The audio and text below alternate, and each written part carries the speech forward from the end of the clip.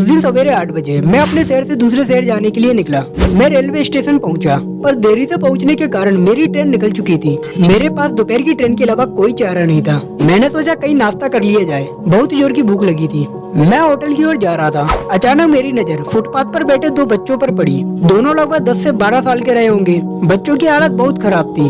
कमजोरी के कारण अस्थि पिंजर साफ दिखाई दे रहे थे। वे भूखे लग रहे थे। छोटा बच्चा बड़े को खाने के बारे में बोल रहा था और बड़ा उसे चुप कराने की कोशिश कर रहा था। मैं अचानक रुक गया, जैसे दौड़ती भक्ति जिंदगी में पैर टेर से गए हों। जीवन को देख मेरा मन भर गया। सोचा है ना कुछ पैसे दे दिए जाएं। मैं उन्हें 10 रुपए देकर आगे बढ़ गया। तुरंत मेरे मन में एक विचार आया, कितना कंजूस हूँ मैं। 10 रुपए से क्या मिलेगा, चाय तक ढंग से ना मिलेगी। स्वयं पर शर्माई, फिर वापस लौटा। मैंने बच्चों से कहा, कुछ खाओगे? बच्चे थोड़े असमंजस में पड़ गए। मैंने कहा, बेटा मैं नाश्ता करने जा रहा हूँ, तुम भी कर लो। वे दोनों भूख के कारण तैयार हो गए।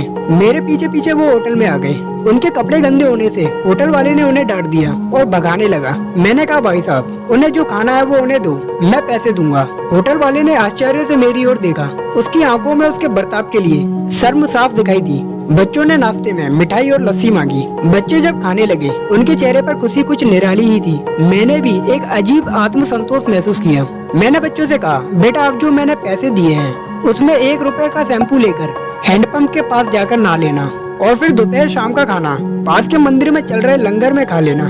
मैं नाश्ते के पैसे चुकाकर फिर अपनी दौड़ती दिनचर्या की ओर बढ़ निकला। वहाँ आसपास के लोग बड़े सम्मान के साथ देख रहे थे। होटल वाले के शब्द आदर में परिवर्तित हो चुके थे। मैं स्टेशन की ओर निकला। थोड़ा मन भारी लग रहा था। मैं थोड़ा उनके बारे में सोचकर दुखी हो रहा था। रास्ते में मंदिर आया। मैंने मंदिर की ओर देखा और कहा, हे भगवान आप कहाँ हो? इन बच्चों की ये हालत, ये भूख, आप कैसे चुप बैठ सकते हैं? दूसरे ही क्षण मेरे मन में एक विचार आया। अभी तक जो उन्हें नाश्ता दे रहा था वो कौन था?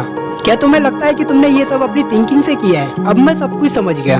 मेरे सामने प्रश्न समाप्त हो गए। ऐसा लग रहा था जैसे मैंने ईश्वर से बात की हो। मुझे समझ आ चुका था, हम निमित्त मात्र हैं। उसके कार्यकलाप वो ही जानता है, इसलिए वो महान है। भगवान हमें किसी की मदद करने तभी ही भेजता है जब वह हमें उस काम के लायक समझता है। ये किसी की प्रेरणा होती है। किसी मदद को मना करना वैसा ही है जैसे भगवान के काम को मना करना। अगर आपको भी ये स्टोरी अच्छी लगी हो तो इस वीडियो को लाइक करना और चैनल को सब्सक्राइब करना। मिलते हैं नेक्स्ट वीडियो में।